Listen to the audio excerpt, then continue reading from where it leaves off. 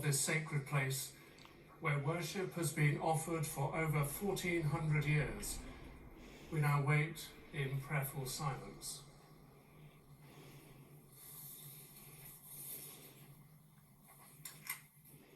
Well, we are 30 seconds away now from when we expect the new King, Charles III, to address us for the first time. This service, as we've been hearing, is designed to be a moment for us all to take a pause, to reflect after a few hours when I think we've all felt the emotional impact of what has happened. So we're going to be silent for a while and listen to the service and to our new King.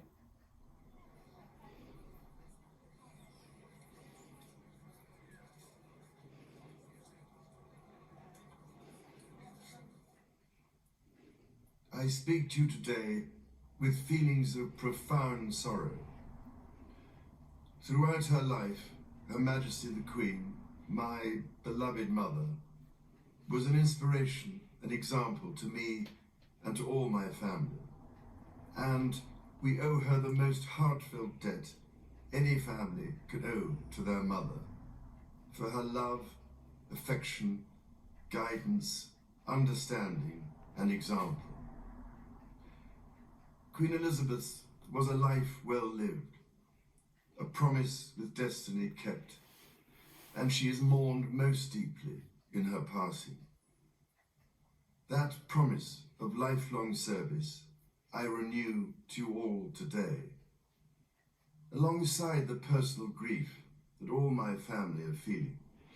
We also share with so many of you in the United Kingdom, in all the countries where the Queen was head of state, in the Commonwealth and across the world, a deep sense of gratitude for the more than 70 years in which my mother, as Queen, served the people of so many nations. In 1947, on her 21st birthday, she pledged in a broadcast from Cape Town to the Commonwealth to devote her life, whether it be short or long, to the service of her peoples. That was more than a promise. It was a profound personal commitment which defined her whole life. She made sacrifices for duty.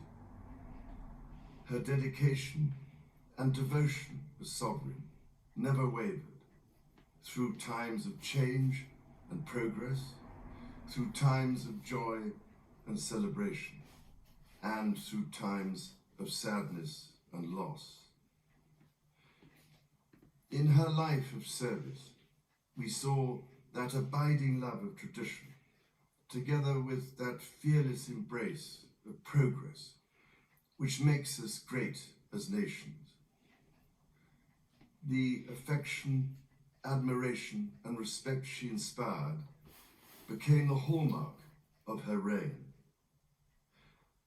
And as every member of my family can testify, she combined these qualities with warmth, humor, and an unerring ability always to see the best in people. I pay tribute to my mother's memory, and I honor her life of service. I know that her death brings great sadness to so many of you, and I share that sense of loss beyond measure with you all. When the Queen came to the throne, Britain and the world were still coping with the privations and aftermath of the Second World War, and still living by the conventions of earlier times. In the course of the last 70 years, we have seen our society become one of many cultures and many faiths. The institutions of the state have changed in turn.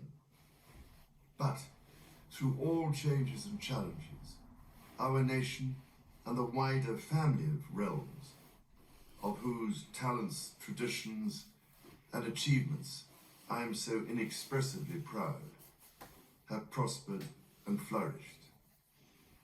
our values have remained and must remain constant.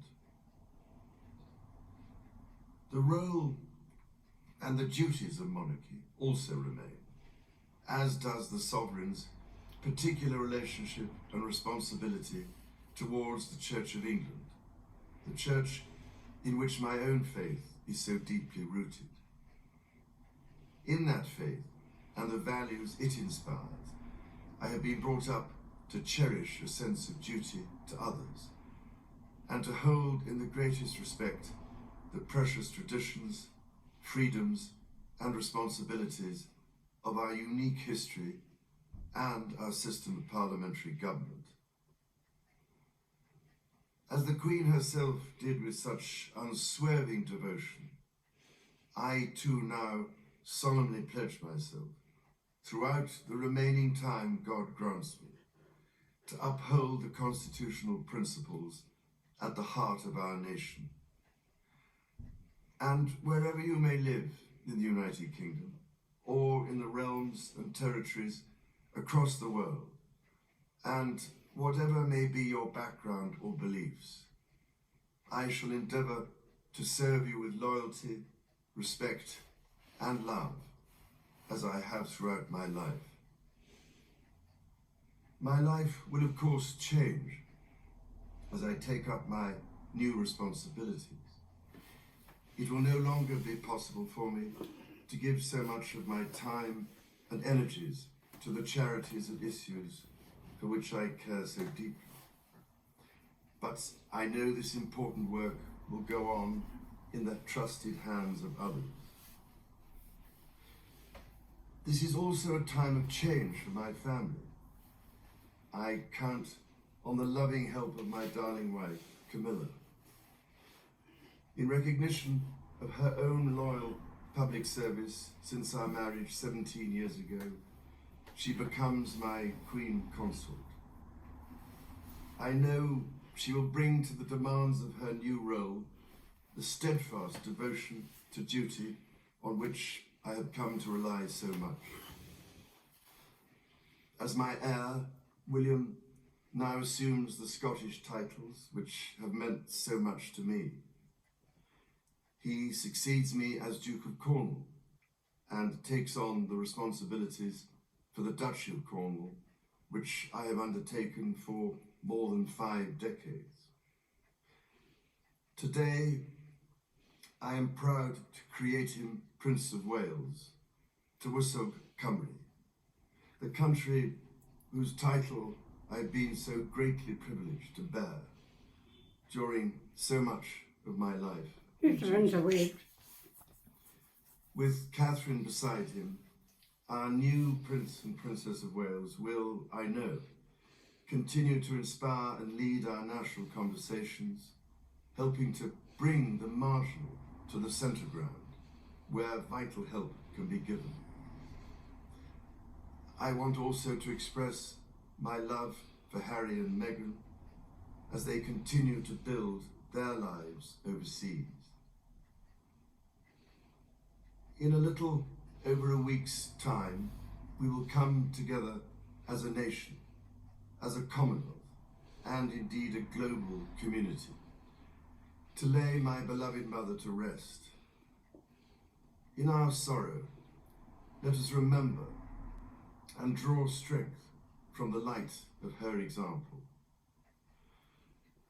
On behalf of all my family, I can only offer the most sincere and heartfelt thanks for your condolences and support. They mean more to me than I can ever possibly express.